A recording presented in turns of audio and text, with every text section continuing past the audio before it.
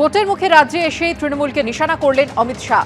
মমতা বন্দ্যোপাধ্যায় সরকারের দুর্নীতি ও অপশাসনে রাজ্যের মানুষ বীতশ্রদ্ধ। রাজ্যে এসেই পোস্ট করেছেন অমিত শাহ। ব্যারাকপুর ও বাগডোগরায় আমাদের নির্ভীক, সাহসী ও কর্মঠ নেতাদের সঙ্গে দেখা করতে উৎসুক হয়ে রয়েছি। কলকাতায় পা রাখার পরই এক্স হ্যান্ডেলে পোস্ট করেছেন তিনি।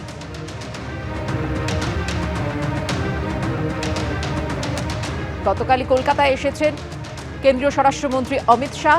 আজ সকালে এবং বিকেলে সাংগঠনিক সম্মেলন করার কথা রয়েছে তার, এবং তার আগে তৃণমূলকে নিশানা করেছেন কেন্দ্রীয় স্বরাষ্ট্রমন্ত্রী। সেই পোস্টে তিনি লিখেছেন, মমতা বন্দ্যোপাধ্যায় সরকারের দুর্নীতি ও অপশাসনে রাজ্যের মানুষ বীতশ্রদ্ধ। ব্যারাকপুর ও বাগডোগরায় আমাদের নির্ভীক, সাহসী ও কর্মঠ নেতাদের সঙ্গে দেখা করতে উৎসুক হয়ে রয়েছি। কলকাতায় পা রাখার পর এক্স হ্যান্ডেলে পোস্ট করেছেন অমিত শাহ। গতকাল নিজের বিধানসভা কেন্দ্র ভবানীপুরের বিএলএ 2দের নিয়ে কালীঘাটে ফের বৈঠক করলেন মমতা বন্দ্যোপাধ্যায়। সূত্রের খবর, 3টি ওয়ার্ডে কড়া নজর দিতে নির্দেশ দিয়েছেন তৃণমূল নেত্রী। পাশাপাশি চূড়ান্ত ভোটার তালিকায় অল্প ভুলে কারো নাম বাদ গেলে সেই তালিকা তাকে দিতে নির্দেশ দিয়েছেন তিনি। আর কদিন বাদে বিধানসভা ভোটের দিনক্ষণ ঘোষণা হয়ে যাবে। সবার বিশেষ নজর নন্দীগ্রাম ও ভবানীপুরের দিকে। একটি শুভেন্দু অধিকারী, অপরটি মমতা বন্দ্যোপাধ্যায়ের কেন্দ্র।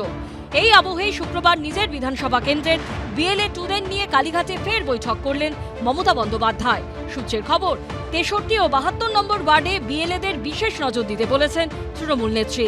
এই বিধানসভা কেন্দ্রেরই 77 নম্বর ওয়ার্ডে অনেক বৈধ ভোটারের নাম বাদ দেওয়ার চেষ্টা করা হচ্ছে বলে অভিযোগ করেন তৃণমূলের বিএলএ 2রা। পরিসংখ্যান বলছে 77 নম্বর ওয়ার্ড সংখ্যালঘু অধ্যুষিত। সূত্রের খবর, এই ওয়ার্ডে অন্যায়ভাবে যাতে কারোর নাম না কাটা হয় সেদিকে কড়া নজর রাখতে নির্দেশ দিয়েছেন মমতা বন্দ্যোপাধ্যায়। পাশাপাশি লজিক্যাল ডিসক্রিপেন্সিতে যাদের শুনানির জন্য ডাকা হয়েছে তাদের তালিকা এবং চূড়ান্ত ভোটার তালিকা প্রকাশ হবার পর অল্প বিস্তর ভুলে কারোর নাম বাদ গেলে সেই তালিকা তাকে দিতে নির্দেশ দিয়েছেন তৃণমূল নেত্রী। মাননীয় মুখ্যমন্ত্রী বুঝতে পারছেন পায়ের তলা থেকে মাটি সরে যাচ্ছে, তো মাটি সরে যাচ্ছে সেই জন্য ভয় পাচ্ছেন। এগুলো ভয়ের রিয়াকশন, এবং যত ভয় পাবেন ভারতীয় জনতা পার্টি আপনাকে আরো তত বেশি ভয় পেতে বাধ্য করবে। মমতা বন্দ্যোপাধ্যায় ভবানীপুরে যদি দাঁড়ান তাহলে ভবানীপুরে মমতা বন্দ্যোপাধ্যায়ের হার নিশ্চিত। কেন্দ্র থেকে বিপুল ভোটে মমতা বন্দ্যোপাধ্যায় আবার জিততে চলেছেন। তিনি ওই কেন্দ্রের বিধায়ক। সারা বছর তো বাংলা নিয়ে সময় দিতে হয়, তার মধ্যেও তিনি যথেষ্ট এলাকার খেয়াল রাখেন।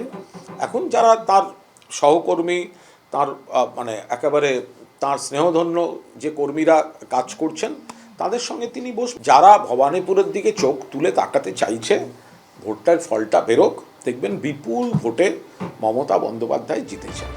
সূত্রের খবর, দলীয় বিএলএদের উদ্দেশ্যে মমতা বন্দ্যোপাধ্যায় বলেন, এবারের নির্বাচন অত্যন্ত গুরুত্বপূর্ণ। এই নির্বাচন দুরাচারের বিরুদ্ধে লড়াই। এলাকায় জনসংযোগ বাড়াতে হবে, প্রতিটি ভোটারের দরজায় দরজায় পৌঁছতে হবে, আরও বেশি করে স্ক্রুটিনি করতে হবে।